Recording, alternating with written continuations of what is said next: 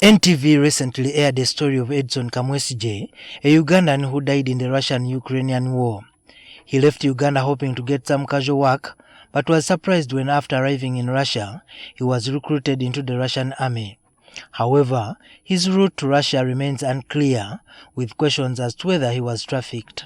And when he was going, of course, he told me he had got a job abroad, but he didn't tell me which country he was going to. He didn't tell me what kind of job he was going to do, but he told me when he gets there, he would actually get back to me and tell me everything that I needed to know. The Minister of Gender, Amongi, told NTV that if there are Ugandans who ended up in the war zone in Ukraine, they must have been trafficked to Russia. Dominated by female.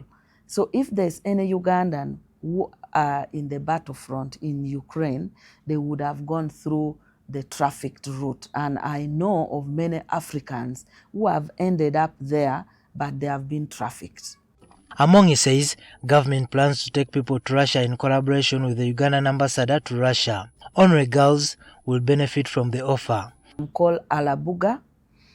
This program, he indicated, required girls who would be recruited from Uganda for training and work in Russia. However, although the Ministry of Gender is aware of this process, it is not directly involved. So the Ugandan ambassador to Russia took the first lot of this beneficiary through Ministry of Foreign Affairs without our involvement. He has come back again to start discussion with us for purposes of regularizing the discussion which I had with him. Amongi advised people in Russia or Ukraine who are in difficult circumstances to contact the Ugandan Embassy in Russia. Ukraine, they should get in touch with our ambassador and be able to register their intent, and government will look for avenues of repatriating them. We have done that in Cambodia, areas where Ugandans have been stuck. We have even where they are deep in areas controlled by rebels. Meanwhile, the minister says the war between Iran, Israel and the US has affected the progress of bilateral labor agreements between Uganda and Arab countries.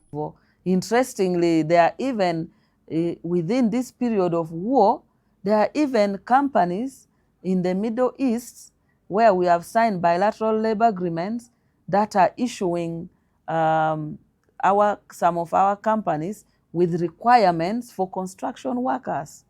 Because of the war, now they want to start rebuilding and reconstruction. It has emerged that Uganda is not the only country that has found its citizens in Ukraine fighting alongside Russia, but there are Kenyans and Nigerians as well. Juma Kiria, NTV.